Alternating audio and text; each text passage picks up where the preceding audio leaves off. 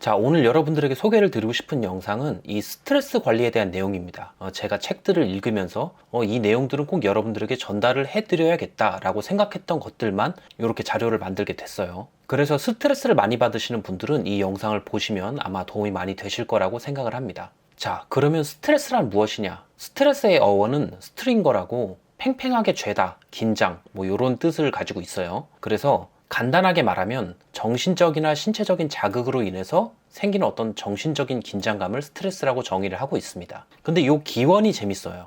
이 스트레스라는 단어를 만든 사람은 이 한스 셀리아라는 사람입니다.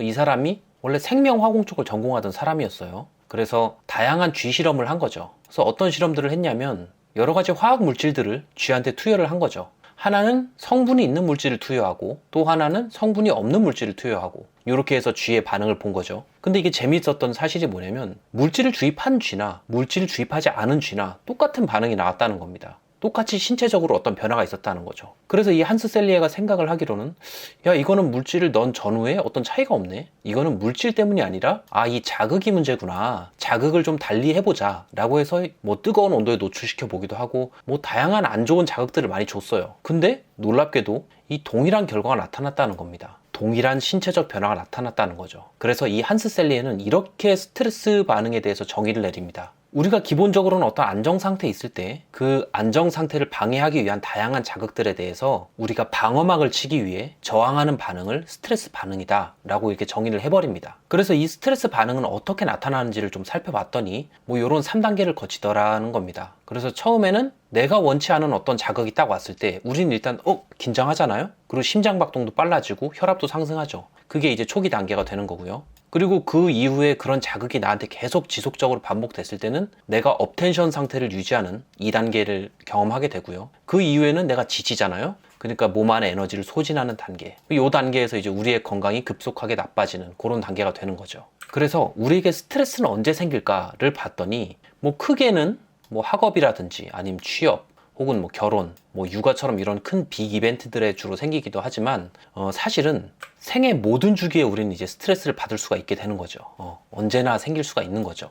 그래서 작게는 날씨가 변화했을 때도 스트레스를 받을 수도 있는 거고 점심 식당 메뉴가 맛이 없는 게 나와도 스트레스를 받을 수가 있는 거고 지금처럼 환율이 급격하게 올라가는 상황에서도 스트레스를 받을 수가 있는 거죠. 한마디로 말하면 우리가 어떤 평온한 상태에 있을 때 이 평온한 상태를 방해하려는 어떤 모든 자극은 다 스트레스 요인이 될 수가 있는 겁니다. 단 사람에 따라서 정도의 차이만 있을 뿐인 거죠. 그래서 이 스트레스의 영향을 좀 자세히 살펴보면은 이렇습니다. 스트레스를 받으면 부신피질이라는 데서 코티졸이 생성되는데 이게 간단히 말하면 우리가 호흡이 빨라지고 혈당이 올라가고 혈압이 올라가고 이런 증상들이 나타나는 거죠. 그렇게 해서 결과적으로는 불안, 초조, 우울처럼 정신질환을 야기하기도 하고 어떤 신체 질환을 야기하기도 하고 그리고 면역 기능도 떨어지고 그러니까 정신과 신체 모두에 영향을 미치기 때문에 우리는 이거를 만병의 근원이라고 이야기를 하죠. 그래서 우리는 누구나 이 스트레스를 줄이는 데 관심이 있습니다. 왜? 누구나 더 행복하고 더 건강하게 살고 싶으니까. 그래서 우리가 이 스트레스를 줄이기 위해서는 선행돼야 되는 과제가 있습니다. 우리는 이 스트레스를 좀 더 상세하게 분류할 필요가 있어요. 왜냐하면 스트레스는 단 하나로 묶기에는 너무 광범위하기 때문이죠. 그래서 우리가 이 스트레스를 크게 두 개로 분류하면 통제 가능한 스트레스와 통제 불가능한 스트레스가 있습니다.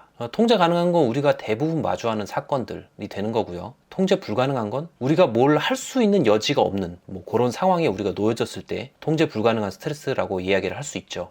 이를테면 누군가 나를 납치해서 고문을 계속 한다든지 혹은 내가 한 100억 정도 빚을 져가지고 요거를 도저히 어떻게 해소할 방법이 없다든지 이런 것들 같은 경우에는 노답인 상황에 우리가 놓여져 있는 거죠. 이때 우리가 경험하는 스트레스가 진짜 악질 스트레스가 되는 거고 우리의 정신과 몸을 이제 갉아먹는 그런 스트레스가 되는 거죠. 근데 이런 상황들은 사실 우리에게 일어나기는 굉장히 쉽지가 않죠. 그래서 우리가 경험하는 대부분의 스트레스는 통제가 가능한 스트레스다 라고 말씀드릴 수가 있겠습니다. 근데 이러한 통제 가능한 스트레스도 추가적인 분류가 가능해요. 흔히 우리가 많이 들어본 이야기 중에 절이 싫으면 중이 떠난다 라는 이야기가 있잖아요. 그 상황에 빗대어 보면 이 절이 되게 마음에 안 들어. 그런 반응은 둘 중에 하나죠. 이 절간을 수리하던가 혹은 중이 변하던가 이렇게 둘 중에 하나가 되는 거죠. 그래서 상황을 내가 바꿀 수 있는 스트레스 사건이냐 혹은 내가 바뀌어야 되는 스트레스 사건이냐로 구분할 수가 있죠. 근데 제가 생각할 때는 이 상황을 바꿔야 되는 사건 같은 경우에는 우리는 충분히 노력을 하고 있다고 생각을 합니다. 그래서 우리는 현재의 모습이 만족스럽지 않기 때문에 뭐 좋은 직장을 잡으려고 노력하고, 그리고 좋은 친구나 동료를 가지려고 노력하고, 나름대로 저축도 하고, 우리가 할 수 있는 한은 계속 상황을 바꾸려고 노력하고 있죠. 근데 제가 생각할 때 우리 대부분은 내가 바뀌어야 되는 스트레스 사건에 대해선 제대로 잘 대응을 하지 못하고 있다는 생각이 듭니다.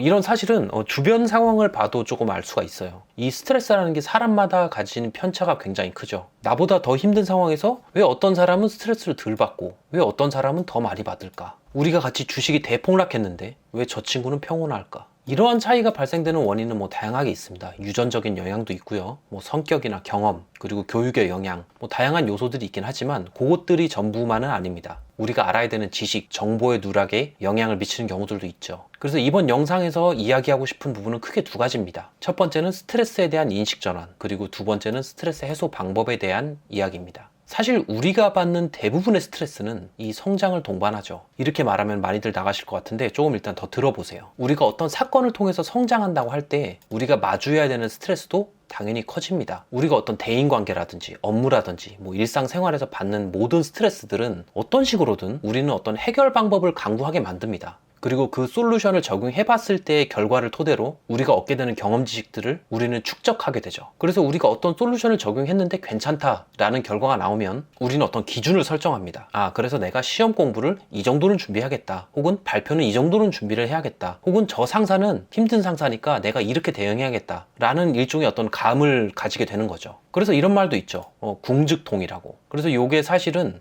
줄임말인데, 이 궁즉변, 변죽통, 통죽구란 말입니다. 뭐 궁하면 뭔가 변하게 되고, 변하면 곧 시도한다는 말이니까 어떤 시도들이 통하게 되고, 그게 통하면 그게 꾸준하게 오래 갈 것이다. 우리가 이런 궁즉통을 경험할 때 사고의 확장과 창의력의 발전이 가장 크게 나타납니다. 그래서 다른 말로 하면 노 스트레스 노 게인, 스트레스가 없으면 얻는 것도 없다. 그래서 스트레스가 없는 삶은 무난하고 평탄한 삶이 아니라 어떻게 보면 정체되고 뒤처지는 삶이라고 볼 수가 있는 거죠. 왜냐하면 성장이 굉장히 더딘 삶이 되는 거니까. 그리고 우리가 스스로 어떤 자존감을 얻고 성취감을 얻었을 때의 상황들을 되돌아보면 대부분은 가장 힘든 사건을 극복한 순간, 그러니까 굉장히 큰 스트레스를 경험하고 그것들을 극복했던 순간입니다. 아무 일도 없던 일상의 순간에서 내가 갑자기 어떤 깨달음을 얻고 어떤 성취감을 얻고 그럴 수는 없죠. 그래서 남자들은 이 모이기만 하면 항상 군대 얘기를 합니다. 살면서 가장 힘들었던 순간, 굉장히 나는 생각하기도 싫은 순간이라고 이야기를 하면서도 끊임없이 이야기를 해요. 되게 즐겁게 이야기를 하죠. 왜냐? 본인이 생각했을 때 그때의 경험들이 본인에게 굉장히 의미가 크다라고 생각을 하기 때문이죠. 반대로 여성분들은 이 육아 이야기를 많이 합니다. 육아라는 사건은 굉장히 큰 스트레스이면서도 반대로 그만큼 의미 있는 일이기도 하기 때문이죠. 그래서 사람들이 대화할 때 이 눈이 되게 초롱초롱해져서 되게 신나서 이야기를 하는 순간들이 있잖아요. 그 순간이 어느 순간이냐를 봤더니 대부분은 자신이 역경을 극복한 경험을 말할 때, 그러니까 다시 말해서 가장 큰 스트레스를 경험했을 때, 가장 큰 스트레스 순간을 넘어서는 경험을 이야기를 했을 때 사람들의 눈이 굉장히 초롱초롱해진다는 거죠. 그래서 우리는 스트레스를 마주할 때 이제 선택을 할 수가 있는 거죠. 이것은 만병의 근원이냐, 혹은 성장할 때 꼭 필요한 것이냐. 이거를 제가 선택이라고 표현한 이유는 뭐냐면 선택에 따라서 믿음이 달라지기 때문인데, 이 믿음이란 게 굉장히 중요하기 때문에 그렇습니다. 우리가 믿음을 달리했을 때 나타날 수 있는 효과가 굉장히 크기 때문에 말씀을 드리는 거죠. 그래서 미국에서는 3만 명을 8년 동안 추적 조사를 했어요. 그랬더니 이 스트레스를 많이 받았다고 대답한 사람들은 그렇지 않은 사람보다 사망률이 43%나 높았는데, 이러한 결과는 스트레스는 해롭다라고 믿었던 사람들에게만 해당이 된다고 합니다. 실제로 스트레스를 많이 받는 상황에 노출이 돼 있었지만 스트레스는 뭐 그냥 삶의 일부지 라고 생각했던 사람들은 오히려 사망률이 낮았다고 해요. 이런 믿음들은 어떻게 보면 약간 사기치는 것 같지만 사실은 실제적으로 효과를 발휘하는데, 스트레스가 이롭다는 영상을 본 사람들은 실제로 우울감을 완화시키는 DHEA라는 남성 호르몬 분비량이 확 늘어났다고 합니다. 그래서 우울감 완화되고 면역체계가 활성화되는 호르몬이 되게 활성화됐다는 거죠. 근데 이런 스트레스의 인식 전환 같은 경우에는 우리가 어떤 지식을 안다고 해서 한순간에 변화가 되는 건 아니고요. 우리는 기본적으로 습관화된 어떤 자동화된 사고가 있잖아요. 그렇기 때문에 이걸 안다고 해서 변화가 되진 않죠. 일단 아침에 주식창을 봤는데 파란색이다. 그럼 일단 짜증부터 나잖아요. 그게 우리의 당연한 반응인 거잖아요. 그래서 우리는 이 연습과 훈련이 필요한 거죠. 그래서 이 파트 1에서는 이것만 알면 됩니다. 아, 스트레스라는 건 꼭 나쁜 것만은 아니다. 뭐 좋은 부분도 있다 정도로만 알고 넘어가시면 좋을 것 같습니다. 그래서 다음으로 넘어가서 스트레스 해소 방법에 대한 내용입니다. 이 앞서의 내용이 굉장히 좋은 내용이에요. 좋은 내용인데 이게 우리한테 잘 받아들여지지가 않죠. 왜? 우리는 수도승이 아니니까. 우리는 항상 자아성찰을 하는 사람이 아니니까. 뭐 성장이고 뭐고 다 좋다. 근데 일단 짜증이 먼저 나는 게 그냥 일반적인 사람들이죠. 그래서 우리는 어떤 긍정적인 사고를 하기 이전에 일단 스트레스를 풀어줘야 됩니다. 그래서 그 팁을 5가지를 알려드릴 거예요. 이 사람마다 스트레스를 해소하는 방법이 굉장히 많잖아요. 뭐 자는 사람, 뭐 먹는 사람, 뭐 음악 듣는 사람, 뭐 수다 떠는 사람. 뭐 어떤 스트레스 해소 방법이든 상관없습니다. 뭐 건강하게 해소만 되기만 한다면요. 뭐 다 좋죠. 근데 다양한 방식을 시도해 볼 필요는 있습니다. 왜냐하면 개개인이 활용하고 있는 스트레스 해소 방식이 나에게 가장 적합한 방식이냐를 생각해 본 사람은 드물 테니까요. 그래서 기왕이면 우리는 우리에게 가장 가성비가 좋은 방법을 찾아서 적용시키는 게 좋겠죠. 뭐 어떤 사람들은 뭐 자잘한 스트레스 같은 경우들은 그냥 참고 넘겨야지 하는 사람들도 있지만 이런 작은 스트레스들도 관심을 갖고 해소를 시켜주는 게 중요합니다. 우리가 나 스스로도 그렇고 친구들도 그렇고 되게 별거 아닌데 갑자기 막 급발진해가지고 막 화내는 사람들 있잖아요. 이런 사람들 같은 경우에는 성격이 그지 같은 게 아니라 이 작은 스트레스들이 쌓여 있다가 갑자기 어떤 다른 사건에 의해서 폭발하게 되는 뭐 그런 경우들이 많죠. 그래서 너 그때 왜 이렇게 화냈어? 라고 물어보면 아 몰라 나도 모르겠는데 그때는 갑자기 막 화났어 막 그렇게 얘기를 하는 뭐 그런 경우들이 종종 있잖아요. 그래서 첫 번째로 말씀드리고 싶은 부분은 이 집중입니다. 집중. 이 우리가 어떤 스트레스를 받으면 다양한 부정적인 생각들이 머릿속에 굉장히 많이 떠오르죠. 아 이거 어떡하지? 이거 폭망. 아 나 망했다. 뭐 A냐 B냐 몰라 C 망했네 이렇게 생각하잖아요. 근데 우리가 생각하는 이런 대부분의 생각들이 이제 부정적인 생각들이 주로 떠오르는데 이런 생각들이 떠오르면 그 부정적인 생각이 점점 가속화가 됩니다. 더 많이 떠올라요. 그래서 일단은 요거를 머릿속에서 해소시켜주는 것, 환기시켜주는 것이 중요합니다. 이렇게 머릿속을 비워줘야지 스트레스를 덜 받는 거죠. 그래서 이때 중요한 게 머릿속을 비우기 위해서 어느 하나에 딱 집중을 하는 겁니다. 그래서 우리가 대부분 알고 있는 이 효과적인 집중 방법 중에 하나는 뭐 마음 챙김이라든지 명상이라든지 뭐 이런 것들이 있죠. 뭐 눈을 감고 무슨 손바닥에 손금에 집중하세요. 혹은 뭐 구름의 움직임을 관찰하세요. 뭐 이런 것들이 다 이 집중하면서 내 머릿속을 환기시키는 방법인데 뭐 다른 좋은 방법도 있습니다. 뭐 저 같은 경우는 이런 유머를 보는 뭐 그런 방법들도 있죠. 재밌는 것들을 이제 핸드폰에 저장해 놨다가 이제 화가 나거나 할 때 잠깐 쉬면서 이런 유머를 보고 뭐 낄낄거리는 거죠. 사실 이 뇌랑 감정은 이어져 있기 때문에 부정적인 생각이 감정을 기분 나쁘게 할 수도 있지만 일단 감정이 기분이 좋으면 이 뇌에도 긍정적인 사고를 하게끔 유도할 수가 있습니다. 그래서 이 유머를 보는 것도 좋은 방법 중에 하나가 될 수가 있습니다. 그리고 두 번째는 사람입니다. 직장인 스트레스의 어떤 부동의 원탑은 역시 사람이죠. 무려 직장인 스트레스의 51%를 차지하고 있는 이 인간관계. 그리고 사람들이 퇴사할 때 보통 사람이 싫어서 떠나지 일이 싫어서 떠나는 경우는 드물죠. 이 관계라는 게 그만큼 우리에게 큰 영향을 미친다는 건데 이거를 반대로 말하면 관계를 통해서 스트레스를 해소할 수도 있다는 말입니다. 이 말은 나의 스트레스를 해소할 수 있는 대화 상대를 찾으라는 뭐 그런 말이 아닙니다. 뭐 그런 식으로 상대를 찾으면 상대는 지쳐서 떠나가겠죠. 그런 말이 아니라 우리에게 필요한 거는 안정감 있는 사람을 내 곁에 두는 게 중요합니다. 이런 심리적인 안정감 있는 사람, 어떻게 보면 좀 무던한 사람들은 내 곁에 있으면 두 가지 이점이 있어요. 첫 번째는 그 존재 자체가 주는 안정감이 있고, 그리고 두 번째는 그 사람이 내 근처에 존재함으로써 내 기질하고 사고방식을 변화시키는데 영향을 줄 수가 있습니다. 낙천적인 사람 옆에 있으면 나도 낙천적으로 변하는 것처럼 말이죠. 그래서 회사 생활을 예를 들어서 말하면 이 내용을 보고 흔히 오해할 수가 있는 게 일 잘하는 사람을 내 곁에 두라는 게 아니에요. 감정 기복이 적은 사람을 찾아서 내 곁에 두라는 거죠.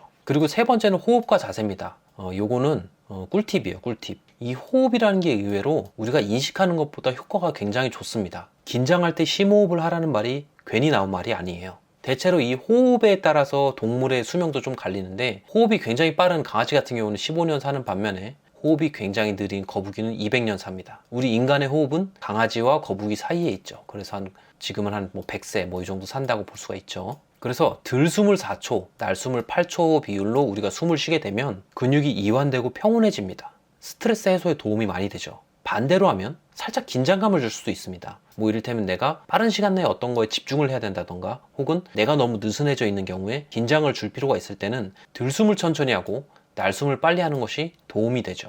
운전하다가 졸릴 때 한번 해보세요. 그리고 이 자세도 스트레스 해소에 영향을 미친다고 하는데요. 보통 이 자세를 크게 하면은 스트레스 수치가 저하가 되고 남성 호르몬이 증가한다고 해요. 아까 DHEA라는 남성 호르몬에 대해서 이야기를 한 적이 있었잖아요. 뭐 요게 증가를 한다는 거죠. 그래서 스트레스 받을 때 쭈구리처럼 이렇게 고개 숙이고 어깨를 좁히지 말고 이제 당당하게 딱 어깨를 들고 가슴을 펴라는 거죠. 그리고 네 번째는 운동입니다.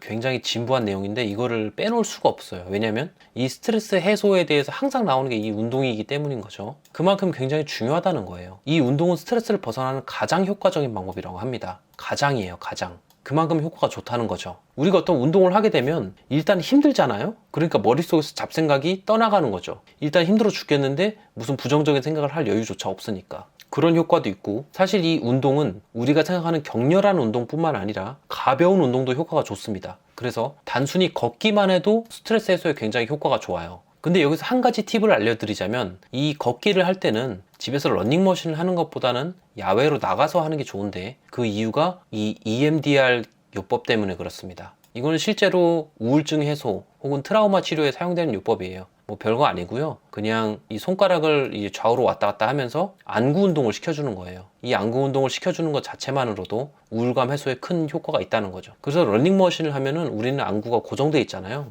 근데 밖으로 나가면 다양한 풍경들을 보면서 걸을 수 있기 때문에 효과가 배가가 되는 그런 장점이 있습니다. 그리고 마지막 다섯 번째는 믿음입니다. 믿음. 여러분 주변에서 스트레스를 많이 안 받는 사람들을 보면은 그 사람들 같은 경우는 어떤 자극에 대한 역치가 굉장히 높아요. 그래서 근데 그 사람들의 역치가 높은 이유를 생각해 보면 대부분은 다 어떤 믿음이 있어요. 결국은 다 잘 될 거라는 믿음이죠. 근거가 있지 않더라도 말이죠. 근데 우리가 과거를 좀 생각해 보면은 뭐 이런 것들을 떠올릴 수가 있을 거예요. 우리가 했던 수많은 걱정의 결과 태반은 안 일어났고, 어떤 거는 일어나도 예상보다는 심각하지 않았고, 그리고 진짜 심각했어도 뭐 시간이 지나니 뭐 그냥 별거 아니었다 로 생각할 수가 있죠. 그래서 여기서 핵심은 뭔가 사건이 발생했을 때 대충 넘어가자 뭐 이런 게 아니라, 내가 할 수 있는 것은 하되 그냥 잘 될 거라는 믿음을 가지고 너무 얽매이지 말자 정도로만 해석을 하면 좋을 것 같습니다. 그래서 정리를 해보자면 결국 이제 두 가지인데, 인식 변화 그리고 해소 방법. 인식 변화에서는 스트레스는 성장을 동반한다는 사실만 알고 있자. 그것만으로도 도움이 된다. 그리고 일단은 우리는 짜증이 나니까 해소를 해야 되는데, 머릿속에 부정적인 생각을 지우기 위해서 어떤 것이든 집중을 하고, 그 다음에 내 주변에 좀 감정적인 동요가 적은 동료를 내 근처에 두고, 그리고 호흡과 자세를 좀 달리하고 밖에 나가서 산책이라도 좀 하자. 그리고 마지막으로는 그냥 잘 될 거라고 믿자가 이번 영상의 핵심입니다. 그래서 이런 지식과 팁들을 여러분들이 알고 있을 때 여러분들은 지금보다 조금 더 행복하고 조금 더 건강하게 살 수 있을 것이다가 이 영상의 결론입니다. 굉장히 긴 영상이라서 다 보시는 분들이 있을지는 모르겠지만, 이 영상을 통해서 여러분들의 스트레스 해소에 조금 도움이 될 수 있었으면 좋겠다라는 바람을 가지면서 이 영상을 마무리하겠습니다. 감사합니다.